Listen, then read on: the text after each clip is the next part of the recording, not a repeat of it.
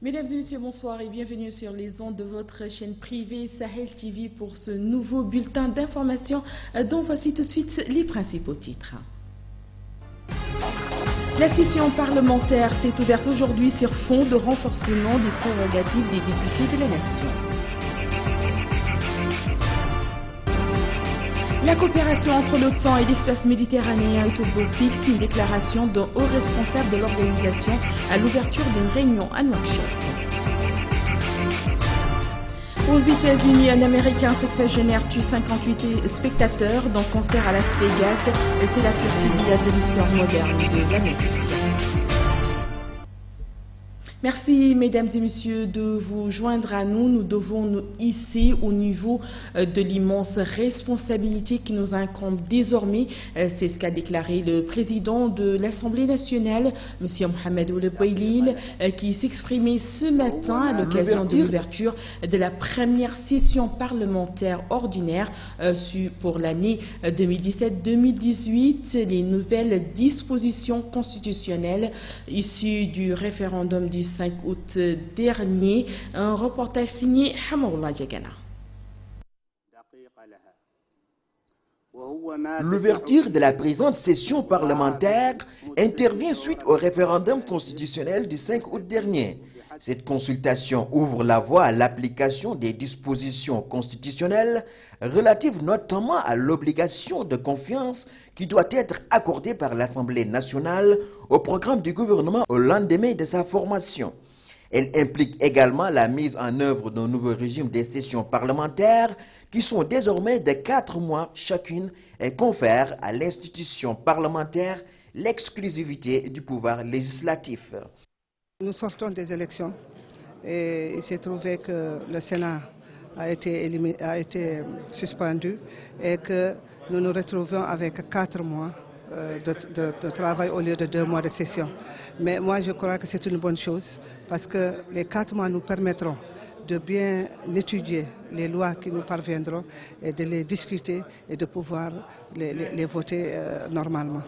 Et je suis très contente de cette journée et je dis que je souhaite une bonne réussite à cette institution qui est la seule maintenant en Mauritanie et qui travaillera et qui fera son travail conformément aux institutions du président de la République.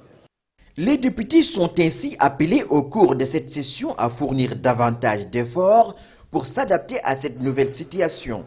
Ils sont appelés à concevoir de nouvelles méthodes de travail aptes à accompagner les changements et défis à venir. Pour le président de l'Assemblée nationale, les textes découlant de la révision constitutionnelle constitueront, en plus de la loi des finances et du contrôle de l'action du gouvernement, un cadre propice pour prouver la détermination des députés à relever les défis. Une nouvelle commission ad hoc sera désignée aux fins d'adapter le règlement intérieur de l'Assemblée nationale aux nouvelles dispositions constitutionnelles. Les travaux de la 5e édition du groupe consultatif de la politique pour le dialogue méditerranéen ont débuté lundi au centre des conférences internationales de Nouakchott. En présidant l'ouverture de la réunion, la ministre déléguée auprès du ministre des Affaires étrangères et de la coopération chargée des affaires maghrébines, africaines et des Mauritaniens de l'étranger, Mme Khadjatou Mbarek Fall, a fait remarquer que l'espace méditerranéen est déjà handicapé par l'épineux problème de la paix au Proche-Orient et vit des moyens douloureux à cause notamment des crises en Irak, en Syrie et en Libye, crises auxquelles s'ajoute la situation précaire du Sahel.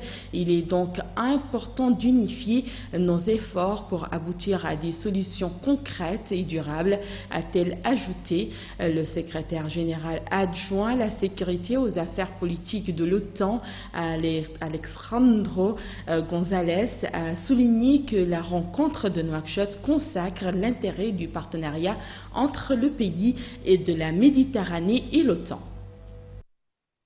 Le processus de planification et de révision de l'OTAN et le programme de renforcement de capacités de défense nous permettent d'assister les pays du dialogue méditerranéen qui le souhaitent à renforcer leurs institutions de défense et leurs forces armées afin de mieux lutter contre les défis sécuritaires actuels.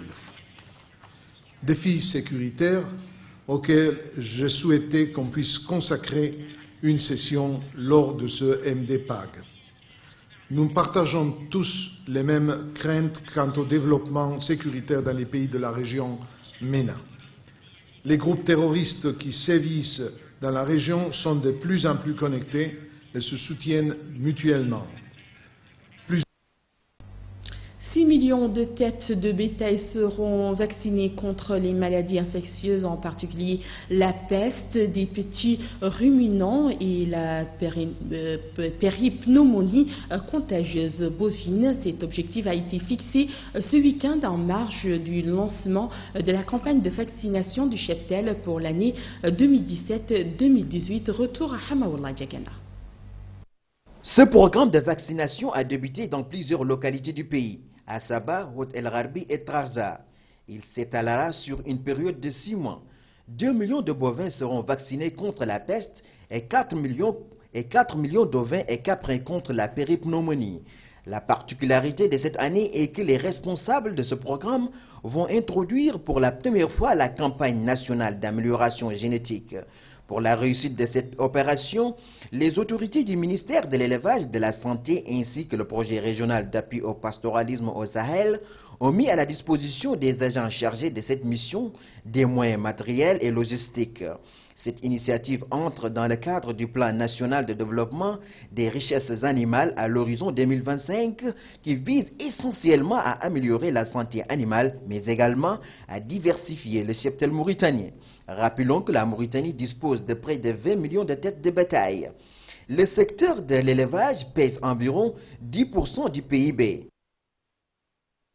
Indicateur mondial de la qualité de l'enseignement supérieur, la Mauritanie à la dernière place. Le rapport établi par le Forum économique mondial pour 2017-2018 relatif à l'indicateur de l'enseignement supérieur et les stages classe la Mauritanie à la dernière place avec une moyenne de 1,9. Ce rapport qui compte 137 pays prend en compte un certain nombre de critères dont la qualité du système de l'enseignement. La première place de ce classement est allée à Singapour et la dernière à la Mauritanie, tandis que les Émirats arabes unis occupent la première place parmi les pays arabes. Le Yémen devance la Mauritanie avec 2,2, derrière le Mozambique et le Tchad avec 2,3. La Sierra Leone et le Libéria totalisent 2,5, le Burundi et la Tanzanie 2,6, Haïti et le Malawi et le Congo démocratique obtiennent une moyenne de 2,6. Un tireur a ouvert le feu hier à Las Vegas sur une foule rassemblée pour un concert en plein air, tuant au moins 50 personnes dans ce qui constitue la fusillade la plus meurtrière depuis des décennies aux États-Unis d'Amérique. 500 personnes ont été blessées. La police serait entrée de force dans la chambre d'hôtel où se trouvait l'assaillant et l'aurait trouvé mort. Des milliers de spectateurs s'étaient retrouvés dimanche sur une vaste esplanade de la capitale américaine du jeu et du divertissement pour voir se produire Jackson Aldean lors d'un festival réputé de musique country. Le tireur avait pris place au 32e étage de l'hôtel Mandalay Bay, surplombant le public. C'est de la fenêtre d'une chambre de cet établissement qu'il a perpétré le carnage. L'Organisation des Nations Unies a demandé à la République démocratique du Congo de publier dès que possible un calendrier électoral réaliste à l'approche de la date butoir du 31 décembre pour organiser la succession du président Kabila. Une résolution en ce sens déposée par la Tunisie au nom des pays africains a été adoptée par le Conseil des droits de l'homme de l'ONU par 35 voix pour et 1 contre les États-Unis et une abstention Corée du Sud. Gaï Amadou Mourtar nous en dit plus. La résolution demande aux autorités de la République démocratique du Congo de publier, dès que possible, un calendrier électoral réaliste, conformément à l'accord du 31 décembre 2016, et encourage le gouvernement à créer, sans tarder, les conditions nécessaires à la tenue d'élections libres, transparentes, ouvertes et pacifiques, en particulier dans la perspective des élections législatives et présidentielles. La République démocratique du Congo traverse une crise politique liée au maintien du pouvoir de Joseph Kabila, dont le deuxième mandat a pris fin le 20 décembre 2016. La Constitution lui interdit de se représenter. Très influente en République démocratique du Congo, l'Église catholique a parrainé le 31 décembre un accord pouvoir-opposition prévoyant des élections avant fin 2017. Mais aucun calendrier électoral n'a encore été publié et la République démocratique du Congo se trouve toujours dans une impasse politique. Mardi, l'opposant congolais Moïse Katumbi avait menacé de faire appel à la rue si le président Joseph Kabila ne quitte pas le pouvoir et n'organise pas des élections d'ici au 31 décembre. La résolution adoptée vendredi encourage le gouvernement de la République démocratique du Congo de s'assurer que tous les citoyens, quelle que soit leur affiliation politique, puissent participer librement aux affaires publiques et qu'ils jouissent pleinement de leurs droits et libertés fondamentales, en particulier les libertés d'expression et de réunion pacifique. Elle condamne par ailleurs les actes de violence commis dans certaines régions du pays. Elle encourage aussi le gouvernement à redoubler d'efforts pour mettre fin à la violence et à poursuivre activement ses efforts pour mettre fin à l'impunité dont jouissent les auteurs de ces graves violations et abus des droits de l'homme. Elle souligne aussi l'importance de libérer toutes les personnes arbitrairement détenues, notamment les défenseurs des droits de l'homme et les personnes aux affiliations politiques différentes. Des manifestations populaires contre les forces françaises de la force Barkhane sont sorties lundi dans les rues de la ville de Kidal, dans l'extrême nord du Mali. Les manifestants étaient à majorité des femmes touaregs de la ville qui réclamaient le départ des forces françaises accusées d'hostilité à l'endroit des populations locales. Les femmes scandaient des slogans hostiles à la force Barkhane dans la région de l'Azawad, au nord du Mali.